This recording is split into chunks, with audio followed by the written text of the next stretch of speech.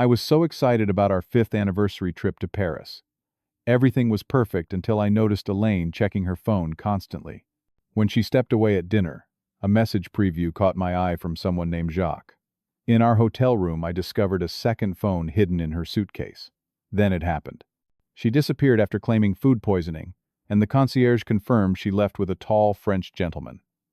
Our 5 years of marriage evaporated in a single Parisian night. Let me know where you are watching from, and hit that like and subscribe button to hear how I uncovered my wife's double life in the city of love and what happened next. I am Ricky, a 32-year-old software engineer from Boston. My life changed forever during that trip to Paris. But to understand what happened, you need to know how it all began. I met Elaine at my college friend Tom's wedding 6 years ago. She was a bridesmaid, stunning in her blue dress, with long auburn hair and a laugh that made everyone around her smile. We connected instantly over our shared love of travel and old movies. By the end of the reception, I had her number, and we had our first date the following week. It was magical from the start. We talked for hours at a small Italian restaurant, and I knew by dessert that she was special. Our romance moved quickly. Within 6 months, we were inseparable. I proposed after 10 months during a weekend trip to Cape Cod, and she said yes, immediately, tears in her eyes. We married less than a year after we met in a beautiful ceremony with just our closest friends and family. Everyone said we were perfect together, and I believed it with my whole heart. We settled into a comfortable life in suburban Boston. My career in software development was taking off, and I landed a senior position at a tech company that allowed us to buy our dream home in a quiet neighborhood. It was a beautiful colonial-style house, with a yard big enough for the family we planned to start soon. I worked hard to provide the life I thought we both wanted. Elaine thrived in her career too. She was brilliant at marketing, climbing the corporate ladder at an international firm. I admired her drive and supported her ambitions completely. When she started traveling more for work, I never complained. I wanted her to succeed and was proud of her accomplishments. The first year of marriage was blissful. We traveled whenever possible, renovated our home together, and spent quiet evenings planning our future. The second year brought more of the same happiness. By our 3rd anniversary, we had settled into a comfortable rhythm, though her work trips were becoming more frequent. I still remember our 3rd anniversary dinner when she excitedly told me about a potential promotion that would involve quarterly trips to Europe. Looking back now, the changes began during our 4th year of marriage. Elaine started traveling to Europe more often, especially Paris, where her company had opened a new office. At first it was once a quarter, then monthly. Each time she returned, she seemed slightly different, more distant, sometimes preoccupied. I noticed she was more protective of her phone, stepping away to take calls and working late hours, even when home. I dismissed these warning signs, attributing them to work stress. When she stopped initiating intimacy, I told myself she was just tired from jet lag and long hours. When she began speaking in hushed tones on the phone, I assumed they were confidential work calls. I was blind to what was happening right in front of me. As our 5th anniversary approached, I worried about the growing distance between us. I decided a romantic getaway might rekindle what we had lost. Paris seemed perfect since she loved the city so much. I spent weeks planning the surprise, booking a luxury hotel near the Eiffel Tower, making reservations at the finest restaurants, and arranging private tours. I even learned basic French phrases to impress her. When I revealed the surprise 2 weeks before our anniversary, Elaine seemed genuinely excited, though something flashed briefly in her eyes. Worry, panic. I ignored it, focusing instead on her smile and how she hugged me tightly. The flight to Paris was pleasant enough. Elaine slept most of the way while I finalized our itinerary. She seemed distracted during our conversations, constantly checking the time and her phone. Again, I chalked it up to work stress, and hoped our time in Paris would help her relax. Our first night, I took her to a beautiful restaurant with a view of the Seine. She wore a black dress I had never seen before, looking more stunning than ever. Throughout dinner, her phone kept lighting up with notifications. Each time she would glance at it, sometimes typing quick replies. When I asked if everything was okay, she smiled and said it was just work, and apologized. Yet the smile never reached her eyes, and I felt the first real twinge of unease. Despite my growing concern, I was determined to make our anniversary special. I still believed our marriage was worth fighting for, that whatever was wrong could be fixed with enough love and attention. I had no idea what revelations awaited me in the city of light. The second morning in Paris started with promise. Sunlight streamed through our hotel room windows, illuminating the elegant furnishings of our suite. I ordered breakfast in bed, planning to surprise Elaine with fresh croissants and coffee. But when the food arrived, she was already dressed, applying makeup with quick practiced motions. "I have to go," she said, hardly touching her coffee. "Emergency at the office." "But we are on vacation," I protested, confused. "Our anniversary trip." She barely looked at me as she gathered her purse. "I know, and I am sorry. Just a quick meeting. 2 hours tops. We can still make our lunch reservation." Before I could respond, she was out the door in a flurry of perfume and apologies. I sat alone with the cooling breakfast, trying to ignore the sinking feeling in my stomach. Determined to salvage the day, I decided to surprise her at her office with flowers. I asked the concierge for directions to her company's Paris branch. To my confusion, he informed me it was on the opposite side of the city from where she had headed. When I mentioned this to him, he simply shrugged in that distinctly French way. Still believing her, I decided to wait at a café near her supposed meeting place. As I sipped my coffee, I spotted her across the street entering a small bistro. She was smiling more animated than I had seen her in months. I was about to call out when a man approached her. Tall, elegantly dressed with salt and pepper hair.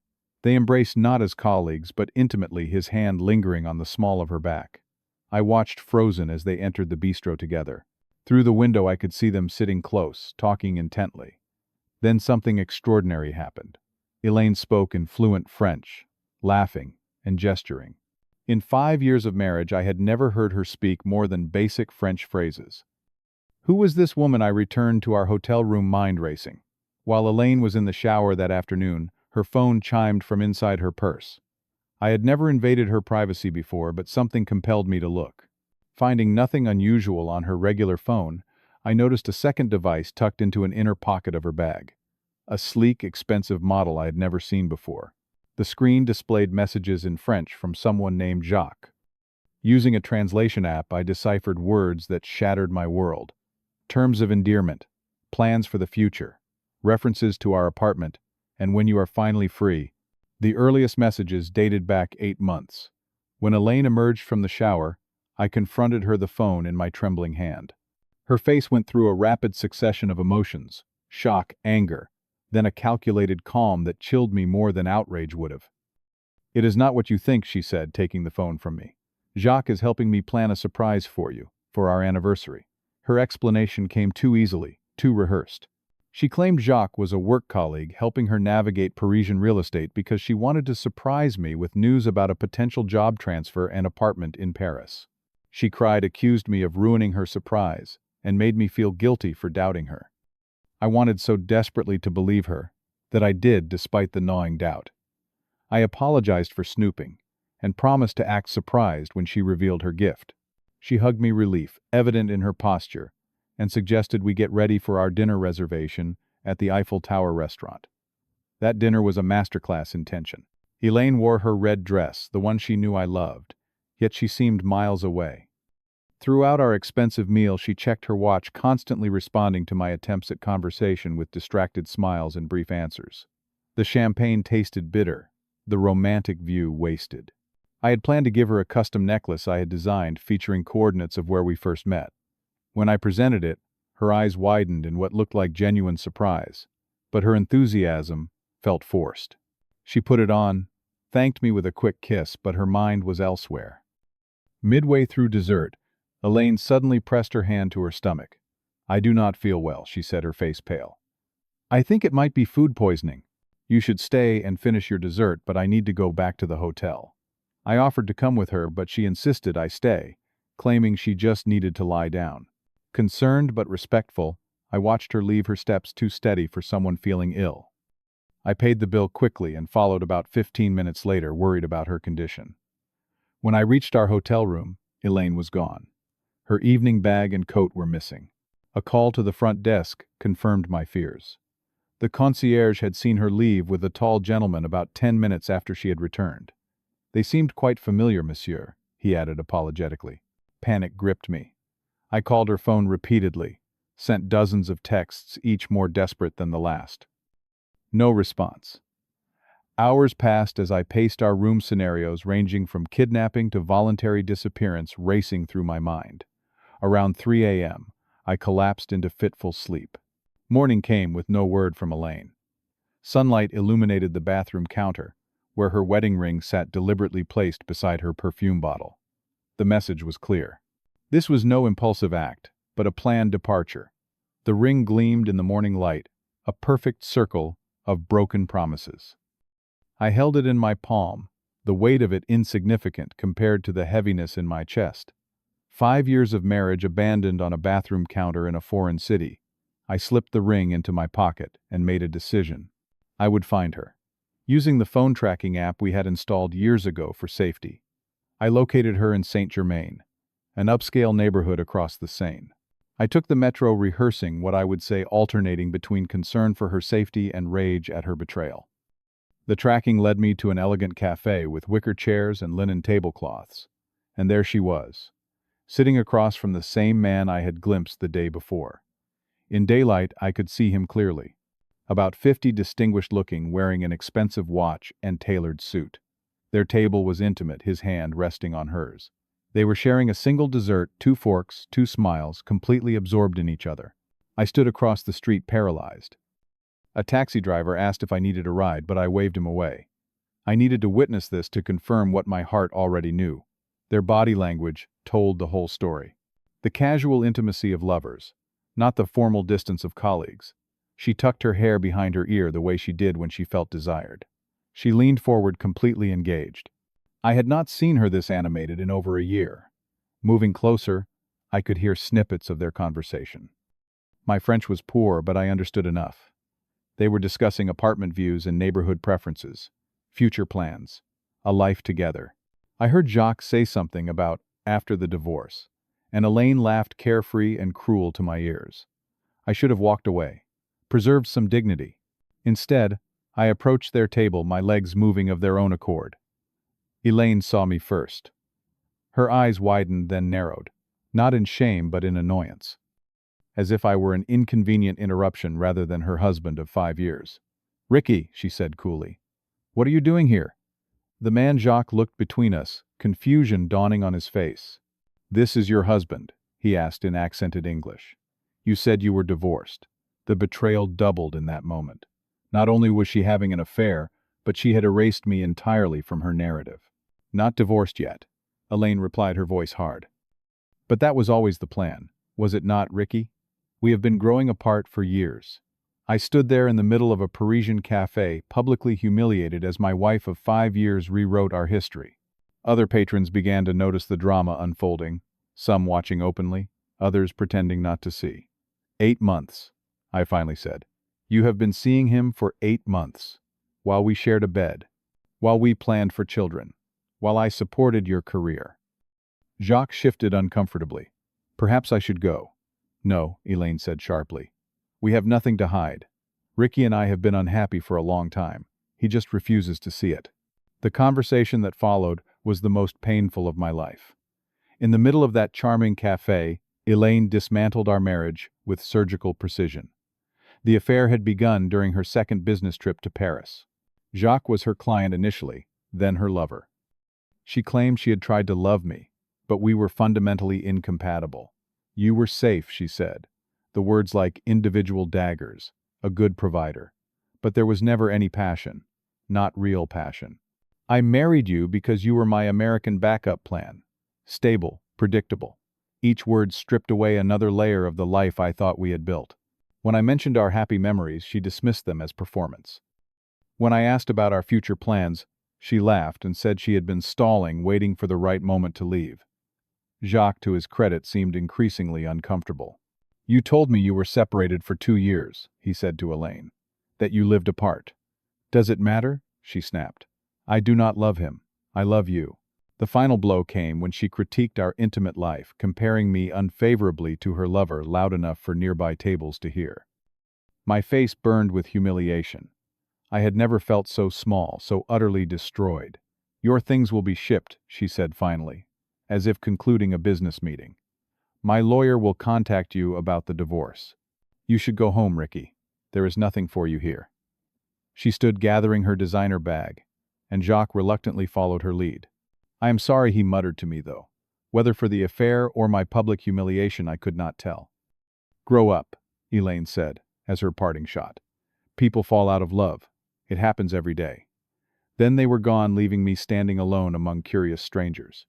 The waiter approached cautiously, asking in broken English if I wanted a table. I shook my head and stumbled out, wandering aimlessly through Parisian streets, as my marriage and self-worth collapsed simultaneously. That night was the lowest of my life. I returned to our hotel room now, just my hotel room, and opened the minibar. I drank methodically, not for pleasure, but obliteration. I called her repeatedly until her phone was turned off. I contemplated flying home immediately, then decided I could not face friends and family yet. Around midnight, I checked our joint accounts on my phone and discovered another betrayal. Elaine had transferred nearly all our savings, $70,000, to a private account. Money we had saved for a house renovation for future children, for our dreams. Gone. I fell asleep with the empty bottle still in my hand. Financial ruin now added to my emotional devastation. Morning came with piercing sunlight and a headache that matched my heart. I lay motionless, replaying every moment of yesterday's humiliation. My phone buzzed with a flight notification reminding me of our scheduled return to Boston in 2 days.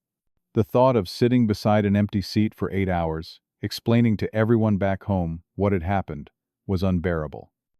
Then, staring at the ornate ceiling of the Parisian hotel room, something shifted inside me. A tiny spark of defiance ignited. Why should I run home defeated? Why should I let Elaine steal Paris too? I sat up, wincing at the pain in my head, but suddenly resolute. I would not leave Paris as a broken man. I would reclaim this trip, this city, as my own. I showered, dressed in my best casual clothes, and walked out into the Parisian morning with a different perspective. First, I called my bank back in Boston. I explained the situation with clinical detachment that surprised even me. The representative was sympathetic and helped me secure my remaining assets, freezing the joint accounts to prevent further withdrawals. She advised me to consult a lawyer immediately upon returning home and flagged potential fraudulent activity on our joint credit cards. Financial triage complete. I allowed myself to be a tourist. I wandered the Louvre, letting centuries of art wash over me. I walked along the Seine, breathing in the city, without the pressure of creating perfect romantic memories. I ate at a small corner bistro, ordering in broken French, without worrying about impressing anyone. At a café near Notre Dame, I found myself seated next to a middle-aged French woman sketching the cathedral. She noticed me staring blankly at my coffee and commented in perfect English about the quality of light that afternoon. Her name was Sophie, an art teacher and lifelong Parisian. Something about my expression must have revealed my situation, because she asked gently what had brought me to Paris alone, with such sadness in my eyes. I surprised myself by telling her everything. Sophie listened without judgment, occasionally nodding. When I finished, she closed her sketchbook and offered me perspective that would change my life. "Your wife did not suddenly become this person in Paris," she said kindly. "She was always this person but played a role with you. Now you are free to find someone who does not need to pretend." She insisted on showing me the real Paris, not the tourist version. For the next day and a half, Sophie became my guide and unexpected friend. We explored hidden courtyards and local markets. She introduced me to neighborhood restaurants where tourists never ventured. She taught me to appreciate the beauty around me despite my pain. "Pain and beauty can exist together," she told me. "That is what makes life complete." We exchanged email addresses before I left, promising to stay in touch. There was no romance between us, just the kindness of a stranger who helped me see beyond my immediate suffering. The flight home was still difficult, but not the nightmare I had imagined. I used the time to plan my next steps, making notes about lawyers, finances, and living arrangements. I felt clear-headed for the first time in days. Boston greeted me with familiar cold rain. My house felt different, half empty, despite most of our possessions remaining untouched. I discovered Elaine had taken only her clothes and personal items. Photographs remained mocking me from the walls. The next 2 weeks passed in a blur of practical arrangements. I met with a divorce attorney who helped me protect what assets remained. I informed family and close friends, enduring their shock and pity with newfound stoicism.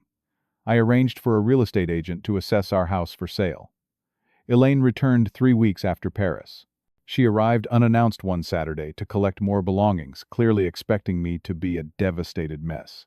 Instead, she found me calmly sorting through our financial documents with my lawyer's guidance. "You look different," she said, standing in the doorway of what had been our shared office. "I am different," I replied, not looking up from my papers. Her composure slipped slightly. "I thought you would beg me to reconsider." That was when I realized she had expected me to chase her to provide a satisfying final act to her drama. My indifference was not in her script. The divorce proceedings were contentious. Elaine fought for more than her share of everything, spinning tales of emotional neglect and claiming she had been the primary income earner. Her lawyer was aggressive. Mine was better prepared. In the end, I kept the house and most of our joint investments. She kept the money she had taken, her car, and her personal possessions.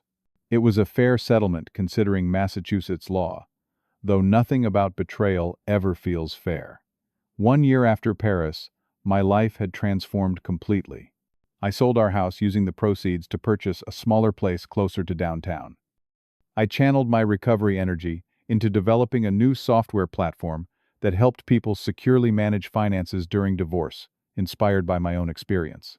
The venture attracted investors and gave me purpose beyond survival. I made new friends through a support group for divorced professionals. I learned to cook properly, took up hiking on weekends, and reconnected with parts of myself that had been subsumed in my marriage. I even started dating again cautiously at first, then with growing confidence.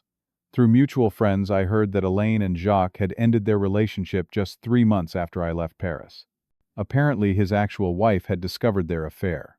Elaine had not known he was married with children in Marseille.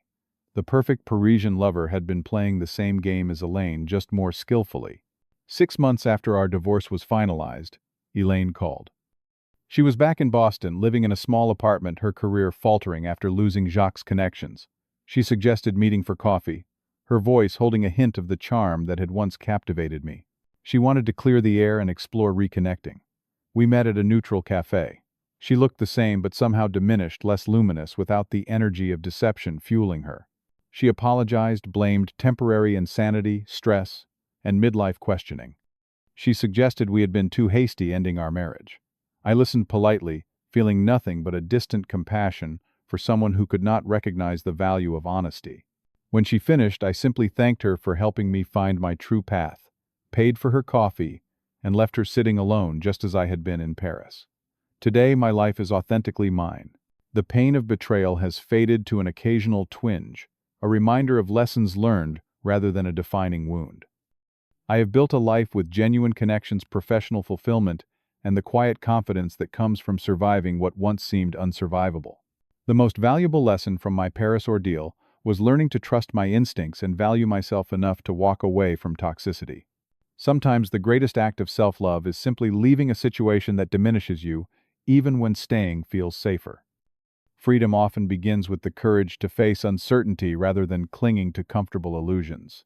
Have you ever had to trust your instincts and walk away from something or someone toxic in your life? Share your experience in the comments below. Your story might help someone else find the strength to make that difficult but necessary choice. Please like this video if it resonated with you, and subscribe for more real-life stories about overcoming betrayal and finding authentic happiness. Thank you for listening, and remember, sometimes the hardest goodbye leads to the most beautiful new beginning.